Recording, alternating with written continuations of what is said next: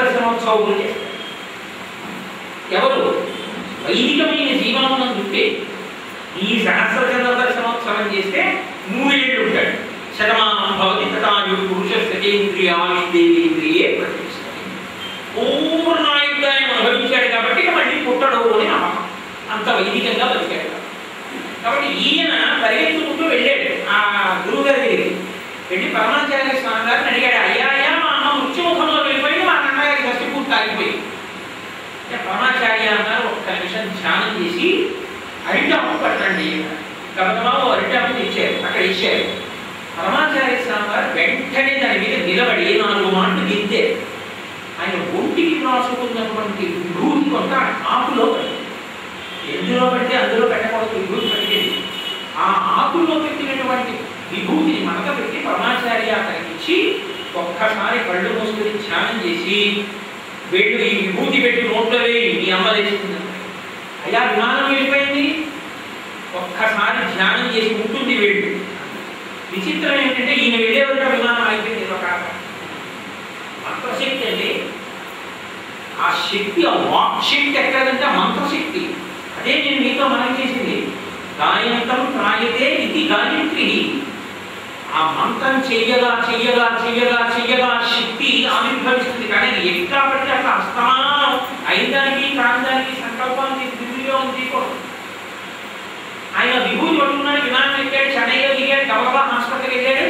వాళ్ళ అమ్మగారికి మీద సరిగ్గా ఎక్కడికి వెళ్ళారు, కొడుకు మీరు అన్నారు. లేదు మా అమ్మకి పరమాచార్య స్వామి గారు విభూతి ఇచ్చారు, బతుకుతుందన్నారు. డాక్టర్లు అన్నారు, ఇచ్చేసి ఎలా బతుకుతుందన్నారు. అతను గబగబా వెళ్ళి ఆకు విప్పి విభూతి అమ్మగారి నోట్లో వేసి విభూతి పెట్టాడు. అంతే, ఆవిడ లేచి కూర్చుని ఏమిటో ఇక్కడున్నాను, సర్టిఫికెట్ కదా అని అన్నగారికి చేశారు. డాక్టర్లు చదవలేరు యథార్థంగా. మీరు ఇప్పటికీ కావాలంటే పరమాచార్య స్వామి గారి మీద ఉన్న పుస్తకంలో ఈ సందర్భం, ఈ సంఘటన గురించి కూడా వాళ్ళ అబ్బాయి రాస్తాం. ఆయన లేచి కూర్చున్నాడు. తర్వాత షష్ఠి పూర్తి అది అన్నీ అయిపోయిన తర్వాత వేళానికి పోయిన తర్వాత మళ్ళీ అబ్బాయి పరమాచార్య స్వామి గారి దగ్గరికి వెళ్ళాడు. వెళ్తే మా అమ్మగారు అని ఏదో అనబోయాడు. నాకు తెలుసు మీ అమ్మగారు వెళ్ళిపోయారు ఒక నెల క్రితం. అరే మీకు ఎలా తెలుసు అన్నాడు. మీ నాన్నగారి షష్ఠి పూర్తి సంవత్సరం పూర్తవ్వాలని ఒక ఏడాది కామాక్షిని అడిగాను. ఆయుర్దాయం ఒంటి విభూతిలోకి ఎలా వచ్చింది అంటే ఆ మంత్రశక్తి చేసి చేసి చేసి చేసి సప్తధాతువులు మంత్రం కింద మారిపోయాయి. శరీరము మంత్రపూతమైంది. మంత్రపూతమైన శరీరము ఏది అనుకుందో అది కూడా మంత్రశక్తి. దాని నుంచి పడినది కూడా అందుకే వారు తొక్కి వెళ్ళిన చోట ముక్తి ఉన్న శక్తి, వారు తొక్కి వెళ్ళిన పాదుకకి అంత శక్తి ఉంది. మనకు వినయాన్ని ఇవ్వగలిగిన శక్తి వారు తొక్కిన పాదుక మన అహంకారాన్ని తొక్కుతుంది. అందుకే గురువు పాదుకకి పూజ వినయాన్ని. కాబట్టి ఒక్క గాయత్రి పట్టుకుంటే తల్లిని పట్టేసుకున్నట్టే. తల్లి తల్లే. అన్ని మంత్రాలకు తల్లి ఎవరు అంటే ఒక్క గాయత్రియే. కాశీఖండంలో ఒక మాట చెప్తారు, ఈ భూమండలం మొత్తం మీద 4 పవిత్రములు ఉన్నాయి. అత్యంత పవిత్రములు 4. మొట్టమొదటిది గాయత్రి, రెండవది గంగ, మూడవది కాశీ, నాలుగవది విశ్వనాథుడు. 3 కాశీలోనే ఉన్నాయి. అటువంటి కాశీ కార్తీక మాసంలో వెళ్ళి 9 రోజులు అమ్మకడుపులో ఉన్న 9 నెలలకి ముందు మళ్ళీ పుట్టవలసిన అవసరం లేకుండా సమస్త పాపములు దగ్ధమై మళ్ళీ అమ్మకడుపులో 9 నెలలు పడుకోడు. కాశీలో 9 రాత్రులు పడుకుంటే, పడుకోవడం అంటే ఉత్తినే పడుకోవడం కాదు. రుద్రాభిషేకాలు చూస్తూ, రుద్రయాగాలు చూస్తూ, రుద్రమంత్రాలు వింటూ, గంగ స్నానం చేస్తూ, సాయంకాలం పూట పరమేశ్వరుడి వైభవం వింటూ కాశీలో గడిపే అదృష్టం కార్తీక మాసంలో వస్తే అంతకన్నా భాగ్యం. అంత గొప్పది గాయత్రి, అంత గొప్పది సంధ్యావనం. సరే ఇలా చెప్తూ వెళ్తే దానికి అంతే అలా పెడుతూనే ఉంటుంది. ఎందుకంటే నాకు ఆ గాయత్రి మీద, సంధ్యావందనం మీద ఒక అనురక్తి. కాబట్టి నాన్న చక్కగా నువ్వు గాయత్రి చేసుకుని శర్మవై, తదుపరి సోమయాధివై, మంచి గృహస్థువై, తేజోవంతుడవై, సనాతన ధర్మ సంరక్షకుడవై, ఒకనాడు నువ్వు పెరిగి పెద్దవాడవై నువ్వు ఎక్కడైనా సంధ్యావందనం జరిగిన చోట నువ్వు వెళితే ఆయనకి నమస్కారం చేయండిరా, గాయత్రి అనుగ్రహం కలుగుతుందని నీకు నమస్కారం చేస్తే ఆ నాటికి నేను శరీరంతో ఉన్నా ఉండకపోయినా ఒక్కసారి నన్ను స్మరించు.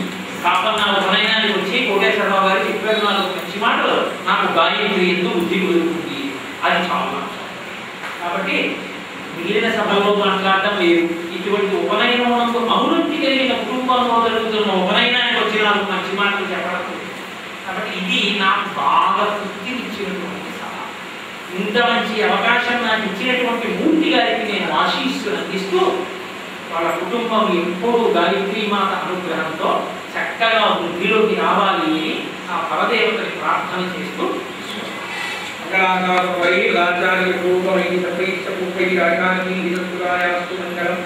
మంగళం కోతలేంద్రాయ హరియమునాత్మనే చక్రవర్తి తనుజాయ సర్వభౌమాయ మంగళం ఉమాకాంతాయ కాంతాయ కామికాంతప్రదాయినే శ్రీగిరీశాయ దేవాయ హరినాథాయ మంగళం కరచర శివశివ కరుణాబ్ధే శ్రీ మహాదేవస్తు సర్వం శ్రీ ఉమామహేశ్వర బ్రహ్మార్పణమస్తు. స్వస్తి. రేపు ఉపనయనం జరుగుతుండగా నీతో కొన్ని చోట్ల బాణం అనమంటారు. సుబ్రహ్మణ్యేశ్వర గారు ఎక్కడెక్కడ నిన్ను బాణం అనమంటారో అందరికీ ఒకేసుకున్నాము. బ్రహ్మాది దేవతలు అర్చిస్తున్నారు. ఇన్ని చెప్పుకుని మనం ఇలా చేస్తున్నా ఎంత అపరాధం చేస్తున్నాం అనుకుంటే నాకు ఒక నాడు కలిగింది. సుబ్రహ్మణ్యేశ్వర గారితో కలిసి మేమంతా తిరుమల యాత్రకు వెళ్ళినప్పుడు అలిపిరి దగ్గర మొట్టమొదటి సాలు దర్శనరాజు కట్టిన గోపురం ముందర ఉన్నటువంటి మొట్టమొదటి తొలిమెట్టు దగ్గర స్నాన పురాణాలు శ్లోకాలు పెట్టారండి. ఖర్చు లేకపోతే పైకి వెళ్ళినా సరే మనకి ఆ దోషం ఉండదు అని చెప్పేసి అని ఆ శ్లోకాన్ని గురువు గారి అనుమతితోటి దాంట్లో వేయడం జరిగింది. రెండోది గురువుగారితో మేమంతా యాత్రకి వెళ్ళినప్పుడు పుష్కరిణి పక్కన కూర్చుంటే మూర్తి గారు ఇక్కడ సాయంకాలం కాల కూర్చుని చక్కగా నాలుగు అందమైన పాటలు పాడుకుని ఎదుర్కొంటా ఉన్నటువంటి ఆదివరాహమూర్తిని స్తోత్రం చేసుకుంటే ఎంత అదృష్టం అండి, ఎంతమంది కలుగుతుందండి అన్నారు. ఆ మాట అలా ఉండిపోయిందని మనసులో. కానీ ఎక్కడ ఆదివరాహమూర్తికి స్తోత్రం చాలా తక్కువగా ఆలయంలో కూర్చున్నాం. ఆదివరాహమూర్తి యొక్క ఆ స్తోత్రాన్ని చేసి అని చెప్పేసి ఆ ఉద్దేశంతో వేశాం. తర్వాత వెనకాల ఆజ్ఞాపాలకనం గురించి వేసాం. ఆజ్ఞాపాలకనం గురించి వెళ్ళడం కూడా ఒక అర్థం ఇదండి. గురువు గారు ఒకసారి ఆజ్ఞాపాలకనం ఎందుకు చెయ్యి అర్థం పెట్టుకుని గురువు గారి యొక్క అనుగ్రహం కలుగుతుండాలి. వీడు ఎప్పుడైనా నోటికి చెయ్యి అర్థం వేసుకుని ఉండాలి. వీడికి కొన్ని సంస్కారాలు కలుగుతూ ఉంటే హనుమాన్ చూసాను నేర్చుకుంటాడని మూర్తి దొరికింది మాకు. దాన్ని అందులో చిత్రపటంగా వేయడం జరిగిందని నాతో. అన్నమాచార్య ప్రాజెక్టులో 17 సంవత్సరాలు చేసి అక్కడ జడ్జి